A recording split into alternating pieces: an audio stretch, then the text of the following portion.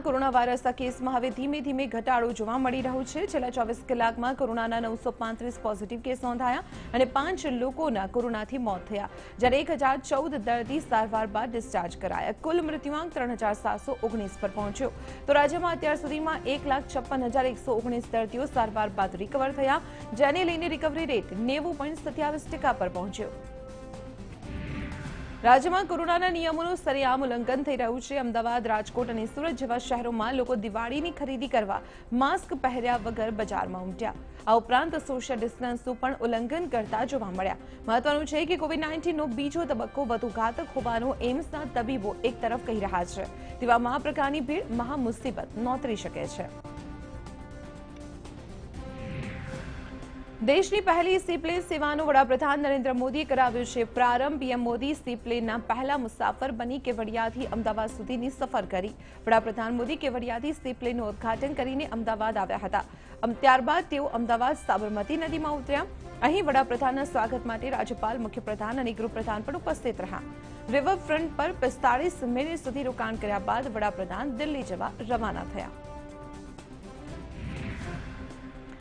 Civil services પ્રોબેશનર્સને PM મોદીએ સંબોધન કર્યું અને કહ્યું કે આવનારા 25 વર્ષ મહત્વપૂર્ણ છે અને તેમાં તમારા પર મોટી જવાબદારી છે। રાત્રે સૂતા પહેલા પોતાની જાતને અડધો કલાક આપજો। પોતાના કામ અને પ્રણ વિશે લખીને રાખજો। જે કાગળ પર પોતાના સંકલ્પો લખશો એ ફક્ત કાગળનો ટુકડો નહીં હોય, તમારા દિલનો ટુકડો હશે। સરદાર વલ્લભભાઈ પટેલ જ દેશની સિવિલ સર્વિસીસના જનક હતા। સરદાર પટેલે સિવિલ સર્વિસીસને દેશની સ્ટીલ ફ્રેમ કહ્યા હતા। દેશના પહેલા નાયબ વડાપ્રધાન સરદાર પટેલની આજે 145મી જન્મજયંતિ। વડાપ્રધાન મોદીએ કેવડિયામાં સરદાર સાહેબને પુષ્પાંજલિ અર્પી। સરદારની વિશાળ પ્રતિમાને જળ ચડાવીને વડાપ્રધાને નમન કર્યા અને દેશવાસીઓને એકતાના શપથ લેવડાવ્યા। આ સાથે ટ્વીટ કરીને કહ્યું, રાષ્ટ્રીય એકતા અને અખંડિતતાના અગ્રદૂત લોહ પુરુષ સરદાર પટેલને તેમની જન્મજયંતિ પર વિનમ્ર શ્રદ્ધાંજલિ। મુખ્યપ્રધાન વિજય રૂપાણી અને પ્રદેશ અધ્યક્ષ સી.આર. પાટીલે ધારીમાં અંતિમ સભા સંબોધી છે। કોંગ્રેસ પર આકરા પ્રહારો કરતા સીએમએ કહ્યું કે કોંગ્રેસી કબરને છેલ્લો ખિલ્લો ધારી વિધાનસભામાં જ લાગશે। મહત્વનું છે કે ધારી વિધાનસભાની પેટા ચૂંટણીમાં ભાજપે જેવી કાકડિયાને મેદાનમાં ઉતાર્યા છે, ત્યારે કોંગ્રેસે સુરેશ કોટડિયાને મેદાનમાં ઉતાર્યા છે। ગુજરાત કોંગ્રેસે આજે કૃષિ કાયદાના વિરોધમાં રાજ્યવ્યાપી વિરોધ પ્રદર્શન યોજ્યું। અમદાવાદ, રાજકોટ અને સુરતમાં કોંગ્રેસે કૃષિ કાયદાને ખેડૂત વિરોધી ગણાવી સરકાર સામે મોરચો માંડ્યો।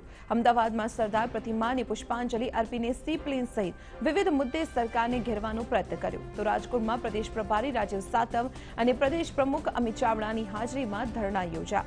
જોકે મંજૂરી ન હોવાથી પોલીસે કોંગ્રેસી આગેવાનોની અટકાયત કરી। ગુજરાત પોલીસ વિભાગના જાંબાઝ અધિકારીઓએ ગુજરાત પોલીસનું ગૌરવ વધાર્યું છે અને રાષ્ટ્રીય ગૃહ મંત્રાલય દ્વારા ગુજરાત એટીએસએ સ્પેશિયલ ઓપરેશન મેડલ એનાયત કરવાની જાહેરાત કરી છે।